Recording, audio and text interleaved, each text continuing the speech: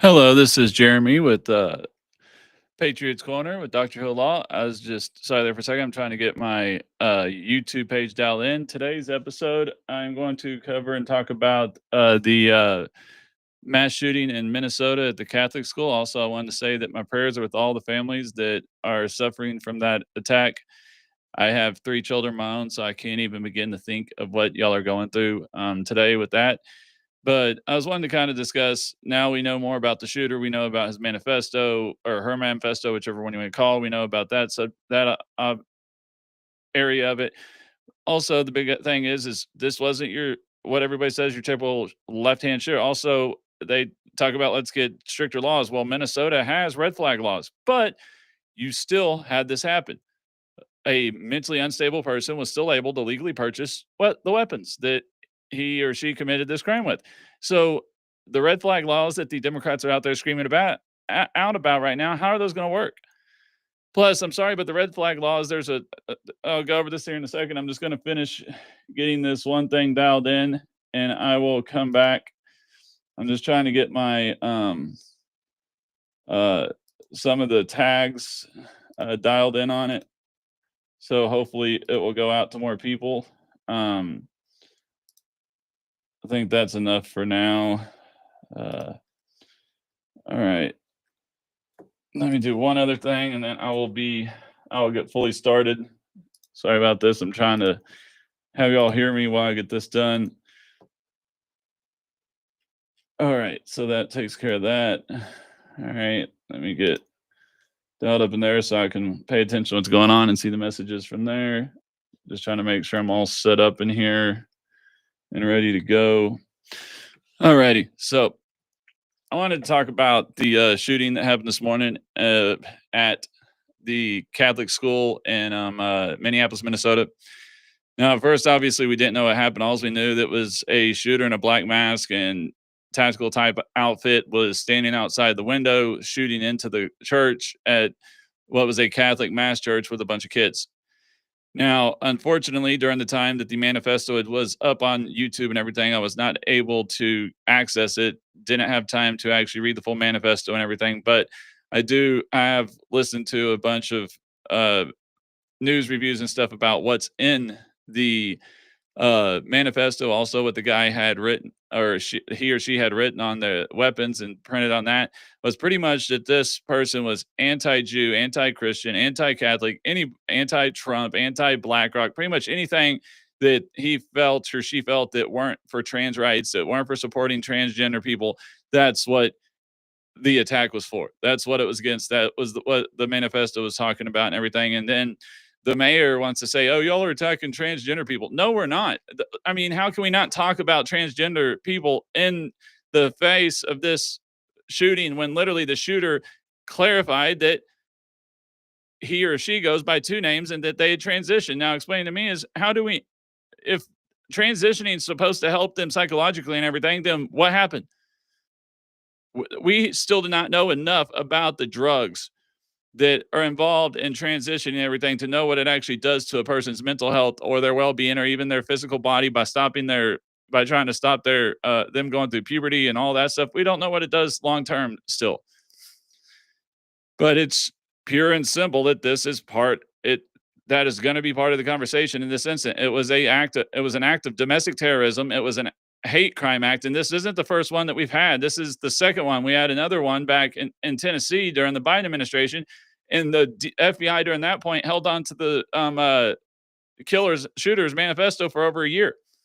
So it's not like this is the first act of a transgender person that has transitioned going off and committing a mass shooting at a school. Now, also, obviously, just like clockwork, first thing the Democrats started doing was, oh, we got to get stricter gun laws. We got to get stricter gun laws. All right. One, like I said a minute ago when I first started, Minnesota already has red flag laws. So if they already have the red flag laws, then why in the world didn't the guy get stopped?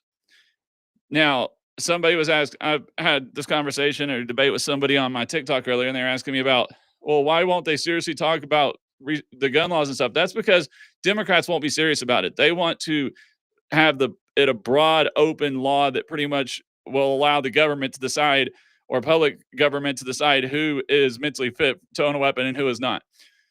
Which means if the policy or the legislation is open too broadly, left open too broadly, other obviously it would leave up to Second Amendment challenges. But if it's somehow held up in the Supreme Court, then pretty much the government, if somebody comes in, your ex-girlfriend, your ex-wife, they're just mad at you, and they or somebody down the corner that knows you're conservative and or a big Second Amendment advocate, they could go to the police department and say, "Hey, this person's been having mental problems. They've been doing this, this, and this, and this, this, and this," and then the cops come to your house and take your guns. And based on the way those laws are set up, there's no really way for you to recover them, and you could have had nothing mentally wrong with you. Or like they were talking about this on Fox News earlier. What if somebody who they get real stressed out or have real big anxiety when they're flying? So before they go on a trip, they ask their doctor to write them a Valium or a Xanax or something just for that trip, or a couple pills, so they can take them before they get on the plane, so they don't have a panic attack. How that doesn't mean that they're mentally ill. Doesn't mean they have depression, that they're depressed or have problems. They just have a high anxiety when they're on a plane. But based under a lot of these red flag laws, that would disqualify you from owning a gun. Okay, and then also, what's to say if somebody has depression due to family situations or something with their kids or their wife or their job or instance like that? Okay, what if during that time they get their weapons taken away, but what if after that they recover from that depression, they're back doing really good and there's nothing wrong with them anymore? Who's to decide how long it is before they can get their rights to have their Second Amendment back? So you got that instance there, as you run into that problem of it's such a complex law to try to work, and obviously the red flag laws are not working. Like I said, I'll say this a third time. The shooter had bought these weapons legally because he or she was over 21 years of age. I think it was 23. And even with the red flag laws, they were still not looked at mentally. And probably, honestly, they probably weren't looked at as having mental issues because they were transgender. And everybody's afraid to say that transgenders have mental issues or they have mental health problems. I care about all the mass shootings. I'm just talking about this one in general. I'm talking about the difference of why gun laws aren't the problem. It's mental health and uh, family and all the others, lack of family and lack of God in the families that have started it. Because okay, we've had the same amount of guns in the United States of America since the founding of our country, but mass shootings are relatively new. We had Columbine in the late 90s, which I remember that one because I was in school at the time that happened. And then we didn't really have anything until about 2005, 2006, mid to 2000s. And then ever since then, they've just kind of massively grown. Columbine to the next one were years apart. And now it's like there's almost one every year, every other year. That has nothing to do with the amount of gun owners or the amount of people owning guns, because that hasn't changed. But what has changed is causing more shootings to happen. It's our kids being exposed to violence and being desensitized to violence from the day that they're practically learn how to play video games or watch TV or movies or anything, to where they're desensitized to murder and killing and violence before they're even old enough. And then to the fact that if you don't have God in your life, you have nothing to really make you want to do better or live to get on to. A lot of people that crushes, they just figure, what do I have left to do? I can just do whatever I want. And then you have the breakdown in families, of the families not talking to the kids or paying attention to their kids' mental health, whether it's God in the family or not, or just the family itself. You have the breakdown there. But there's kids who the amount of guns or gun owners, actually the amount of gun owners has decreased, not increased. And somebody asked me to go about, well, why not make it stricter to get guns? Well, we made it harder to buy drugs, but did that stop the drug problem? Did that stop the drug usage? No. When we got stricter on guns, it actually increased the amount of crimes for guns. It actually increased the amount of people getting in trouble for drugs, and actually increased the amount of people doing drugs because they just wanted to do it because it was against the law. You try to make guns against the law, people will still get those guns on the black market. And then look at the fact that you've got you hear of mass murders and mass killings over in European countries all the time. They're just mass stabbings, but there's still multiple people stabbed, dead, injured, killed, or they run people over with cars instead of using a gun. Okay, so if somebody wants to create a mass casualty event, whether they have a gun or a knife or a car or make homemade bombs, they're gonna do it. And unfortunately, in this time and age, you don't need to be an EOD tech from working in a mine or an EOD tech from the military to know how to make a bomb. You can go on the dark web and find a freaking recipe on how to make an IED at home with stuff you can buy at Walmart and your local uh, grain store or feed store. So you take guns, you're not going to do away with the mass casualty events unless we actually get at what is the reason that's causing these mass casualty events. It's not the fact that we have the ownership of guns in the United States. It's because we're having a mental health crisis problem right now. We're having other issues that are causing people to be so desensitized that they figure that the only way to deal with their pain or deal with their troubles is to go out and kill people and then kill themselves. And it doesn't help that the media literally almost makes it like there's some vigilante or that they're make them famous, whether they're infamous famous or famous respected famous. The movies and TV shows and every stuff glorify a lot of this stuff now, and they want their fame. So, hello, Evan. But so yeah, surprised today. I've got some people actually commenting on YouTube, and all right, cool. But I usually have a co-host with me, but he's traveling today, so he's not here. I was hoping to have him in here on this one, but he's not because I think he could speak better to the other side of the conversation I was talking about a minute ago from that community side. But no, it's, I mean, this,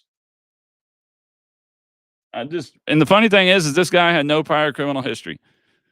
So then again, how would have red flag laws caught this? This guy went from having no run-ins with the law, girl, guy, whichever one you want to call him. I think he had transitioned now, so girl, but they had not had any run-ins with the law, any trouble, no previous mental health issues that had been reported anyways, or that people had heard of. And then now just decides to go out and buy an AR, a shotgun, and a handgun and go shoot up a Catholic school on the first day while they're in mass.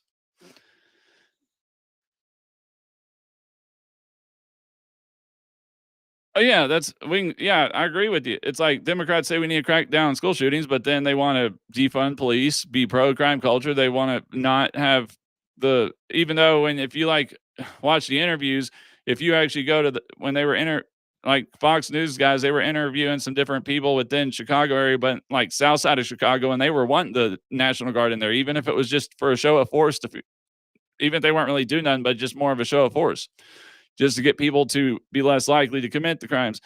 And that's another thing is Trump has not got these National Guards out there with AR-15, M4 rifles, and a sidearm going out there and actually arresting people or doing anything. What they're doing is they're patrolling the major like city parks and monuments and all that stuff, so that the police officers, like if you have a gas station or a certain area that's usually a really high crime area, the National Guard's sitting in that area to deter the crime. So the police officers in DC can actually go concentrate on going to calls and arresting wanted criminals and stuff that they usually don't have time to go do because of the fact that they're so busy patrolling other areas to try to keep the crime down. And that's, I mean, if you look at the actual videotapes of the National Guard people walking through DC, they have no firearms out of them at all. They've got flak vest or stab vest on. They've got their camos on, and they're just literally there for a show of force. They're not there to do police work. They're there to just be a show of force and kind of deter crime, and it's working. Now, obviously, Trump has said he would love to send people to Chicago, but that will be this kind of off the conversation I was talking about with the Second Amendment, but it goes into the overall crime issue. Chicago would be a different story because there he kind of has to have the governor or whatever's ability to actually federalize the federal guard in there, because the only way to bring the National Guard into Chicago would be to declare martial law, and that it wouldn't be politically, it would not be a politically good idea. Even though technically could do it because how bad the crime is in South Side of Chicago, it's worse than some third world countries. But he would actually have to declare martial law in order to do that because it's a state, a city, and a state.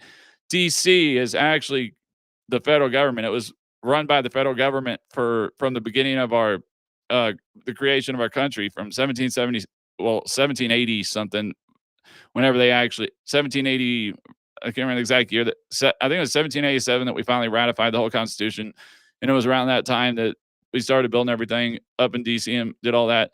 But all at that time, during that time, all the way up till like the 19 mid 1970s, DC was under federal rule. It wasn't until like the 1977, 76, 77 area that they actually elected a mayor and had a city government and started slowly turning over control of the city to um, the city government, but they also kept it to where if anything ever went wrong, that the president could come in and fix stuff up.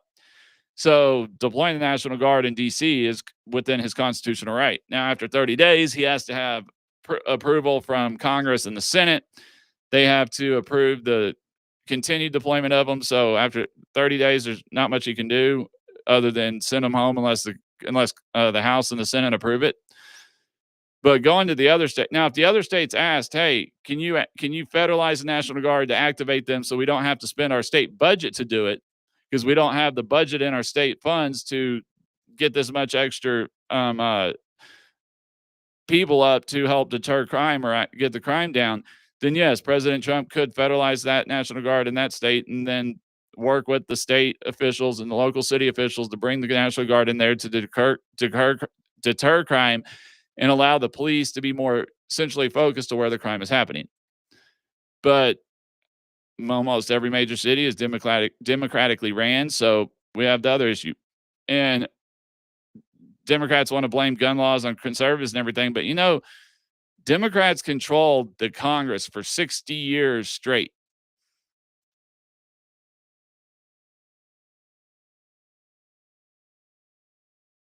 Oh no, I agree with you. And that's what I said is, look, we made Democrats and Republicans both decided, oh, we should make cocaine illegal and drugs illegal, and we make this war on drugs. And actually, all that did was make drug use worse. Because when you tell people they can't have something and they can't do something, then they want to do it more.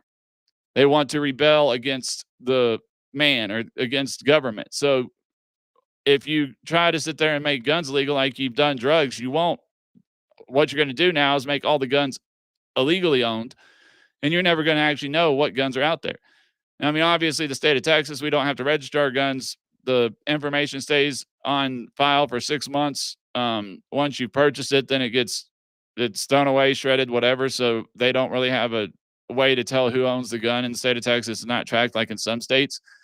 But if you get way rid of the legal sale of guns, and then the states where you actually have to register your weapons would have no way to track who actually has any weapons because everybody would be buying them on the black market illegally.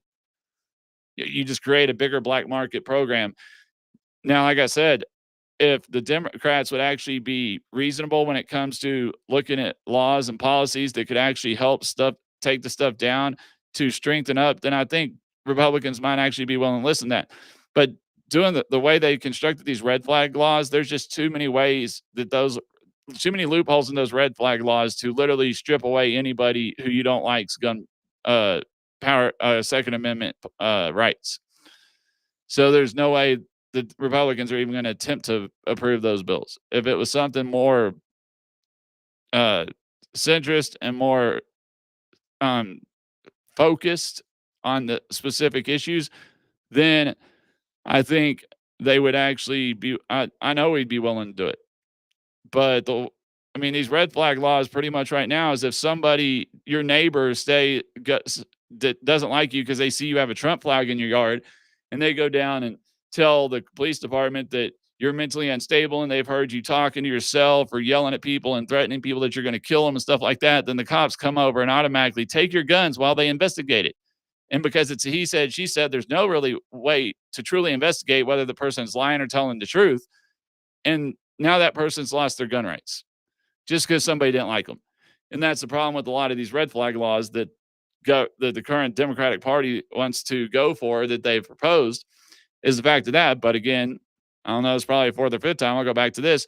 The shooter in Minnesota has red flag laws, and it did nothing to stop a mentally deranged person from purchasing a weapon because they had never gone to a psychiatrist. They'd never gone to their doctor for a mental issue. I mean, they had, but not what anybody else considers a mental issue. And then again, they were probably very careful about not saying that that person looked like they had mental problems when, because they were transgender. If they had been straight or a regular person, then they might have been more apt to report it because they didn't want to be seen as attacking a transgender person as being mentally unstable or mentally ill just because they're transgender, or that was the reason why they said it. And there again, the person doesn't want to report for the red flag laws based on how that's going. So it's not the Second Amendment. It's pulling God out of the public sphere. It's pulling the family out of the public sphere. Parents not being active in their kids' lives, not paying attention to what's going on in their kids' lives. It's kids not having the fear of God, to having something to subscribe to being, and something after life to look forward to, in a type of, okay, if I don't live a certain way, I won't get to see heaven, or I won't get to see that, versus people that are just now like, oh, there's no God, there's nobody. Once I die, I just die, I go away. There's nothing going to happen to me. So I'm going to live my life the way I want to. And if somebody pisses me off enough, screw it, I'll just shoot them and kill myself. And that's what we've gotten to. And all the video games that are desensitizing our kids to crime and violence, and the movies. I mean, I've seen movies today that are rated R that would have been triple X movies when I was a kid. I mean, what's rated R today? I mean, what's rated PG-13 today would have been rated R when I was growing up. And now today, those are our PG-13 movies. And what would have been cheap PG-13 are now your regular movies that aren't even rated, that are just rated. They're for all age groups, and they're still showing stuff that shouldn't be on there. So we've got to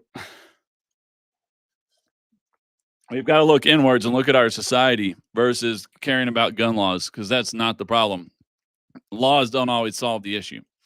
But please make sure to check out my websites on the banner scrolling across the bottom. Please hit that like button, share if you're on TikTok or Twitch, please share and like. Also hit that follow button or subscribe button if you're on YouTube, Rumble, or Twitch, or Facebook. I'm X or Facebook. Wednesdays and Fridays is when I do my podcast. Usually it's a little later. I started a little earlier today because my wife's got to come in here and do some of her homework working on her master's. And then I usually have a co-host with me, but he's traveling today, so he wasn't able to jump on here with me. But we're doing them Wednesdays and Fridays, kind of just cover different subjects. Today, the big one was the Second Amendment, and that's one I can speak passionately about because, I mean, I grew up around guns my whole life. I was taught gun safety from the time I was a little kid, and I had a gun rack in my bedroom with a compound bow, a shotgun, and a 22 rifle, and never once pulled them out and shot me or my friends. Never once took them out when my friends were over to show to them, because I knew they weren't toys, because I knew how to actually use them. I knew that they were what they could do. And CNN actually did a study on this, and they had a room. There was 3 kids who their families weren't gun families. They'd never been around a gun. Obviously, this gun had been totally stripped of the firing pin, any type of working mechanisms that would make it work, and left it on the table. The 3 or 4 kids that did not grow up around guns, they were going over trying to pick it up and point at each other and playing with it like it was a toy. And the girl that actually grew up in a gun family knew it was real, went and grabbed it from those kids and took it to an adult. And it's kind of funny that one kid, I mean, these were 6, 7-year-olds, but yet that 6, 7-year-old, I think it was a girl at that, because she had grown up around weapons and she knew what a real one looked like. She could tell it was real, not a toy. And she went and yanked it from the other boys and took it to one of the adults. And obviously they didn't want to pay attention to that or even put that out. They just wanted to see, oh, look, these kids can't tell it's real. They're just sitting here playing with it, pointing at each other, and see guns in the house are dangerous for kids. When in reality, what they didn't fail to tell you is those kids didn't grow up in gun families. That the one kid that did was the kid that actually never tried to pick it up, and then once kids started picking up, actually took it from them and took it to an adult. So it's about teaching gun safety. It's about not the desensitization of our children to violence and crime.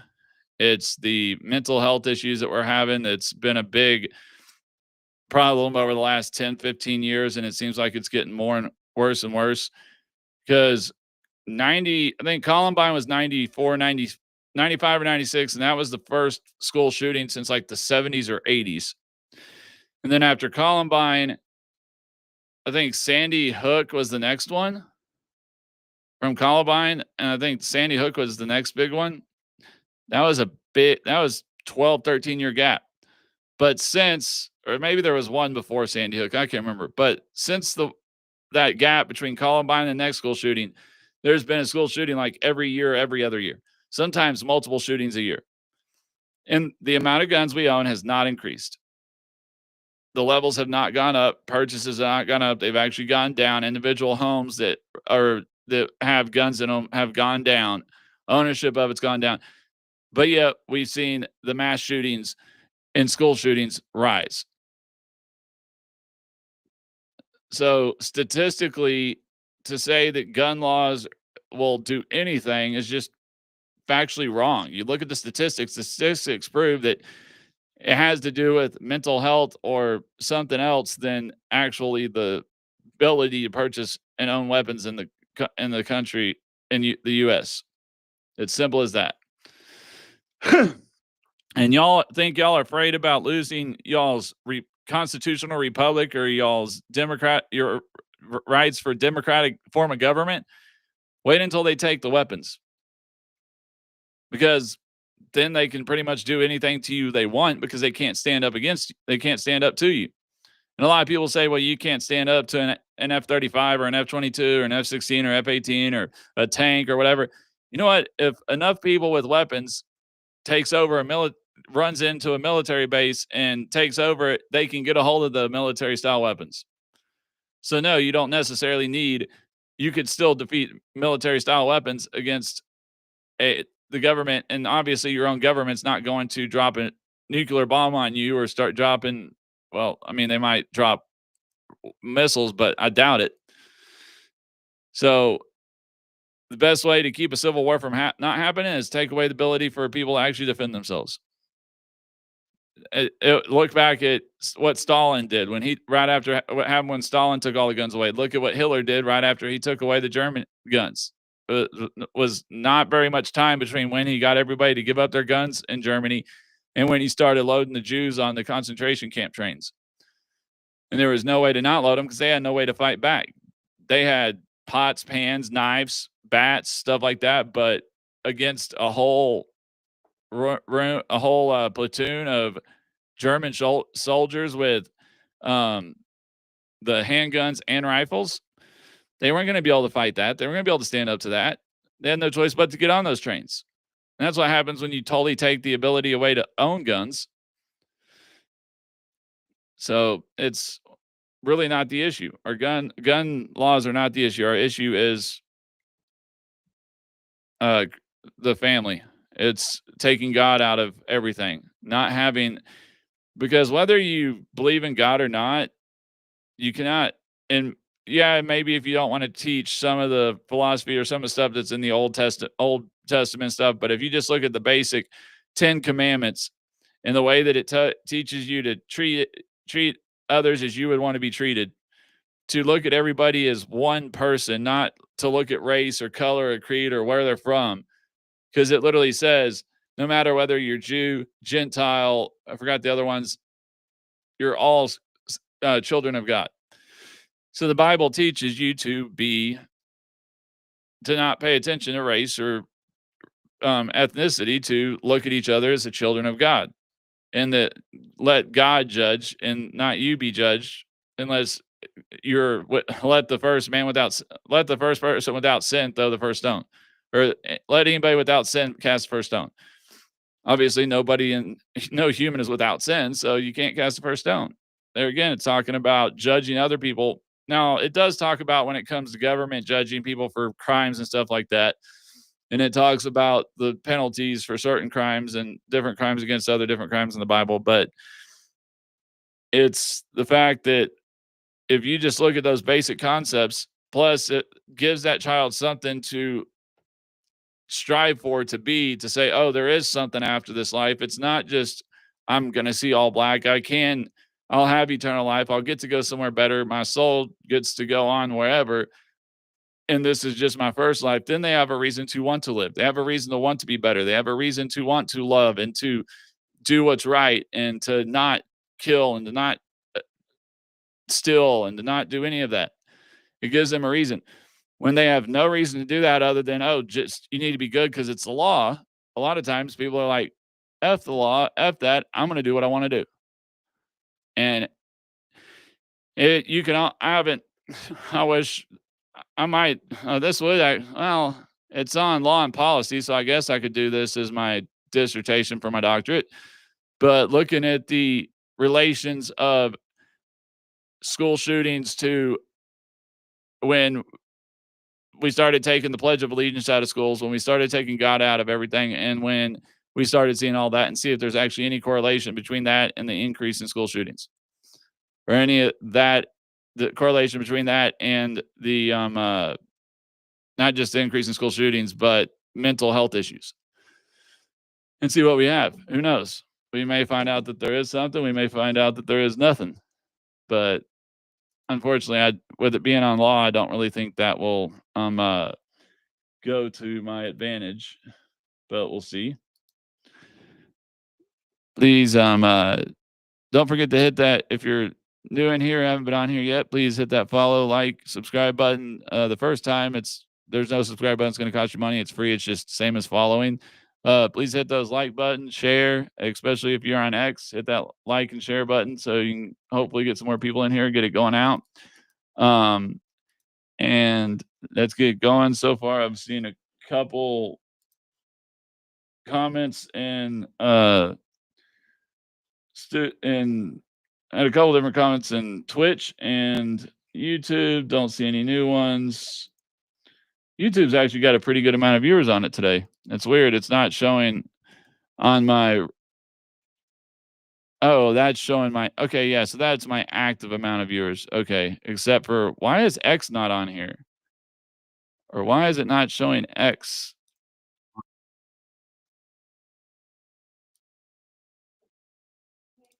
That is weird. I guess I don't have anybody from X on it. That's why there's nobody actually currently on my live that's from X. All right, so I've got 3 from YouTube, 1 from Twitch, and 2 on Rumble. All right, cool. Well, again, kind of close to the end. This is why I like having I didn't really prepare anything for tonight. Oh, I guess I can talk about this. This is a little off the subject of gun control and Second Amendment, but Jerome Powell, Mr. Too Slow Powell, actually had an epiphany today. He actually admitted that he was wrong, that the correlation of long-term inflation to tariffs was not there, that there was no proof of that, and that any inflation, if any, was very minuscule, and it was a one-time thing, and actually that most of the cost of tariffs was being eaten up by the exporting countries, not by America. So he's actually decided that that's not a reason to withhold rate cuts. So it looks like here come up in the September meeting, we are going to see rate cuts. I did a video on TikTok earlier today with a poll to see who thinks, whether we think people think he's going to do a quarter basis point cut or a half a basis point cut. That's still what I'm looking at today to see what his cut is going to be. But now everything he's signaling is that we're going to see rate cuts, which is good because I do affordable housing development, real estate development, and these interest rates are literally making it impossible to develop. High interest rates are just making it nearly impossible for any project, especially affordable housing, which means we do lower rents, which means we can only charge so much in rents to make it more affordable for people, that the cost to develop with the higher interest rates right now is just, there's no feasible way to do it. So those interest rates cuts will be really good coming up. It'll be nice to see that. Again, let's pray for the two children that lost their lives this morning that were 8 and 12. And then I haven't seen this most recent update, but I know they took 12 total children to the hospital. 6 of those were in critical condition when they arrived. I haven't heard any news on if any of those 6 passed away. I know the ages were between 6 and 14. Um, so, and of course, the gunman committed suicide. So, this investigation will really just be into why the person did it. There's no case to charge. There's no justice to receive unless they find out that there was a deeper conspiracy within this attack and that there was more people following this kid's manifesto on the dark web or something and whatever, and that there's actually more people striking to do this, then there might be something to charge. But since he's already dead, already killed himself, there's really not much to do.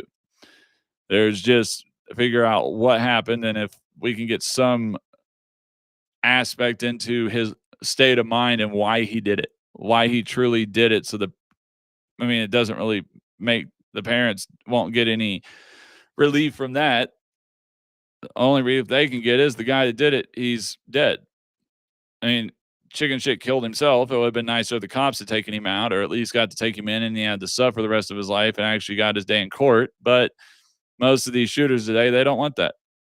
They just want to they're wanting to commit suicide, but they don't want to go out alone. They feel like they've been wronged or that they were entitled to stuff that they did not receive and they should have been treated better or whatever that is. And so they decided they're going to go take people out with them before they commit suicide versus just committing suicide alone and not killing a bunch of people. And that seems what it is today. But I just think it's despicable that the Minnesota mayor wants to sit there and come out and say that, now the trans community is being attacked and blah, blah, blah, blah, blah. No, this is the now second, if not more than this, that has been mass school shootings committed by a transgender person that's transitioned. So to not talk about it wouldn't it be honest? Doesn't mean that we should go attack to every transgender person out there and stuff. My issue with the transgender movement is if you want to be transgender, fine, but quit trying to make me have to quit throwing it in my face. Do what you want to do. I'll do with my life what I want to do, and I'll leave you alone. But I don't need you throwing it all in my face and putting on every movie like that. There's just that like every family has somebody in it that's transgender or something when it's BS. It's less than 3% of the population. I mean, we always hear the stories about the transgender boys and the girls teams or whatever, but there's maybe one in a couple different schools across the whole United States. It's not like there's not even enough transgender kids at one school to make a team. So it's less than 3% of the population, but they want to sit there and be loud and everything out in movies and out in advertisement, everything like it's all like they're this big portion of the population when they're not. Obviously, I don't think anybody attacks them or goes after them or hurts them in any way, then they should be punished. But if nobody's attacking you, hurting you, doing anything like that, then not everybody needs to be forced to hear about your lifestyle, about your views. You don't want to hear about my Christian views, so then why do I want to hear about all of the transgender beliefs? That's your beliefs, keep it there. But sitting there and trying to force our kids to sit there and say, hey, you can be one of 36 genders. You can be a cat or a purple fucking unicorn. If you want to be. No, you have an X chromosome and a Y chromosome. You can be a male or a female. And this recent 2012 American Psychological Association or Psychiatric Association decided to start recognizing gender as a difference from biological sex when for the last 10,000 years, biological sex and gender have literally been looked at as the same thing, have been recognized as the same thing. You had one liberal, leftist, socialist type scientist back in the 1960s who was the first kind of person to look at gender as a mental state of mind or a mental belief versus a physical biological aspect, and biological sex is something different or sex is different from gender. And then it kind of went squashed, and it wasn't until 2013, right after 2012, when gay marriage was legalized, that all of a sudden they switched it from gender disorder to gender dysphoria and started recognizing gender as a separate mental construct from the from the genetics or physical aspects of biological sex. So this it's not even doesn't even fall in line with science. And the question is what's making them feel like they're a man or female? Obviously, there's some chemical imbalance in their brain. Does would that not possibly make them more susceptible to depression and mental disorders? And does really taking their body that's literally set up to have testosterone and be a male and literally trying to reverse it and stop that from happening? What we don't know what that can really do to somebody's, even more what that could do to somebody's mental state, chemicals in their brain, bone densities, osteoporosis, cancers, everything. We don't know. There's so much other stuff that it could cause problems with. That's ridiculous. But nobody wants to talk about that. Everybody wants to be, oh, we have to be all politically correct, and we can't try to really have real discussions of the truth of what the truth is. And it's ridiculous. You can disagree with somebody and want to talk about the certain your views on it without having anything against them, without being hateful or without being bigoted. Just because you don't agree with the way somebody's personal lifestyle doesn't make you a bigot. That just makes you disbelieve with them. Now, if you're always calling them names and saying that and all that type of stuff, and getting to the point where maybe you're against them and you won't even look at them, won't you want to be in the same room as them or something like that, then yeah, that's bigotry. But just is somebody who maybe doesn't agree with their lifestyle choices and doesn't want it thrown in their face, but doesn't care what they do on their own time, that's not bigotry. That's just a different belief style. And that's the same way as everybody goes. And that's the whole point of America. But we've gone to this snowflake, you can't hurt anybody's feeling type thing versus actually getting down and discussing logical problems from an area of logic and intellect that we can't even talk about this stuff anymore, because the second you talk about you see somebody disagrees, it goes into name calling and attacks and you're unintelligent or you're not educated, all this stuff like that, when that's really the most unintelligent thing you can do right there. Because especially when people want to talk about, oh, you don't like the Constitution or you don't agree with the Constitution. No, you can like the Constitution, you can love the Constitution, but you can disagree with the way with the way Supreme Court orders have come down on the way the constitutional amendment is interpreted. And because the thing is very rarely does a decision on constitutional interpretation come down 9-0. Usually comes in 5-4, 6-3, 7-2, 8-1. There's usually always some dissenting justice who doesn't agree with the actual interpretation of the Constitution that was passed by the majority at that time. And the majority of the Supreme Court has been Democrat for a very long time, because Democrats control the presidency and Congress for a good amount from pretty much the early 1900s all the way through the 1960s.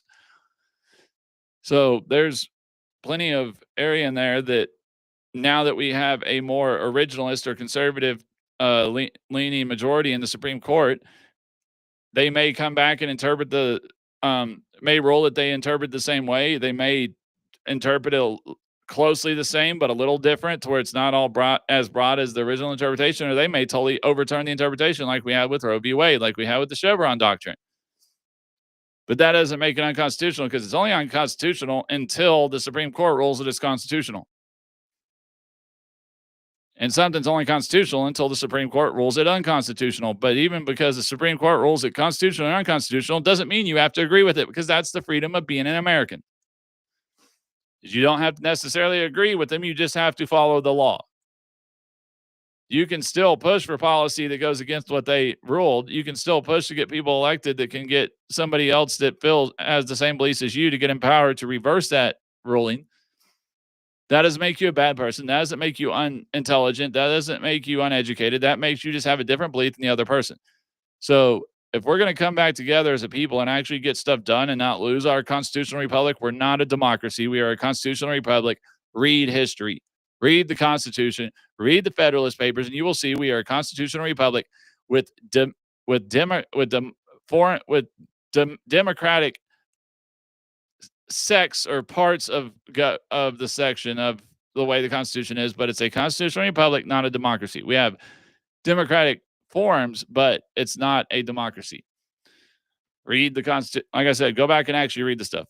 And there's a total difference between a democracy and a constitutional republic. And it's not just because we have a constitution or written constitution, because there are certain democracies that have written constitutions, even though the majority of them may say they have. It's more of a interpretation or a frame of mind. It's called constitutionalism versus actually having a written constitution. They might have a group of bills that they consider their constitution, but actually having one document that is the Constitution. America was the first and only one to do that, and we're really the main constitution as well in modern constitutional republic form anyways. Yeah, I mean, you had the Magna Carta back in the 1600s, but that was a monarchical democracy. So that was still a total different setup. And actually learn your history. And you might understand a lot of stuff you're being told are lies, and a lot of stuff you're being pushed to. Because right now the problem is our parties were never supposed to be nationally controlled. They were supposed to be state and local. They were never supposed to be a national party. Obviously, you had the group that helped the president get elected. Whoever ran for president, the individual state parties were then supposed to raise the funds to support that president, not having a national party. And our founders, Madison and Jefferson and the Federalist Papers, warned us against a national party control. That leaves too much room for corruption and power and control of the media and stuff like that. And that's why we're at now, is because the mainstream media or the propaganda arm of the Democratic Party in control, all they care about is power and control. They care about power for power's sake. They don't really care about the American people. They care about what they got to say to get elected, to keep that money, to keep that power, to keep moving up. That's all they care about. I mean, you still got some on the Republican side that way, but if you actually look at the majority of the population in America, if you get outside of DC and outside of your major inner cities, is that we really all want the same things, and our ideas and policy ways of how to get there, those may be different, but we all want to get to the same place. We want to leave a better place than a country than what we were given for our kids. We want to build generational wealth for our children. We want to leave them something better than we had. We just have different beliefs on how to get to that or how to accomplish that. But if we actually sit down and discuss and debate without insults and name calling, we might actually be able to get something done. But the whole point of doing insults or name calling is to shut down the conversation and not have to debate. So Democrats, you've got to quit doing all these insults and attacking and actually come back with logical, intellectual policy suggestions. Suggest what. Don't sit there and just say orange man bad, orange man dictator, orange man authoritarian. Actually come back with a policy idea to fix the issue that he's trying to fix, that Americans voted to get fixed, but you just don't agree with the way he's doing it. Instead of attacking him, come up with a way to fix it and solve the problem without doing it the way he's doing. That's why nobody listens to you. That's why we're divided like we are, is because that's not what you're doing. You're just going off and name calling. Second, somebody says or tries to argue on the Republican side, tries to argue their point. You sit there and go, "You're a Nazi. You're a pedo. You're this. You're that." Blah, blah, blah, blah, blah. Do you see us calling y'all that? Do you see us, other than calling you a leftist or a Democrat or a socialist, progressive socialist, which y'all literally labeled yourselves? Do y'all see us calling y'all's names? The majority of us calling you names? No, we try to debate you on actual policy and issues, where then you go straight to name calling. So we need to, maybe if we can stop that, we can come together and actually start talking and actually start having some, possibly fix the issue of what's causing all these mass shootings, what's causing all these school shootings. Because go back and look in the 90s. In 1993 or 94, Bill Clinton had the assault weapons ban. And if you actually look at during the time that the assault weapons ban was in place, crime and shootings did not go down. It had no effect at all. That's why it was overturned, is because it literally had no effect at all. You go back and look at the numbers, honestly look at them, not some partisan one that just nitpicked certain stuff to get the numbers they wanted. But one that actually looked at the true full numbers, you'll find out that, hey, it didn't work. So please make sure to hit that like, follow, share button. Like I said, my podcasts are Wednesdays, Fridays. Usually I do have a co-host on here to kind of get the conversation going back and forth and more of a debate type thing. While we're both conservatives, we still don't agree on everything. We have a lot of differences in there, so it's kind of nice to hear both sides of it. Please also check out the website. As you can see, scrolling across the little banner in the bottom is the website. There you can catch all the previous episodes with me and my co-host, or the ones I had before we met. And then also every Wednesday and Friday, I am on X, Twitch, YouTube, Rumble, and Facebook.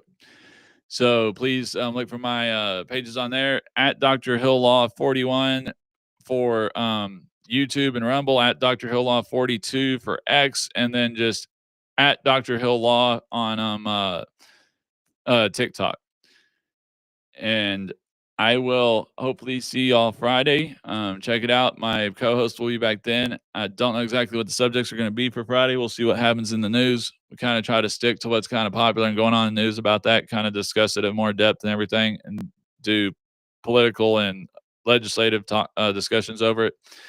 But that is about it for today. I'm almost been going an hour, and maybe if I had a bunch more people in here, I would keep going, but it's just not very many right now. So thank you for watching. Please check it out. Make sure to hit that subscribe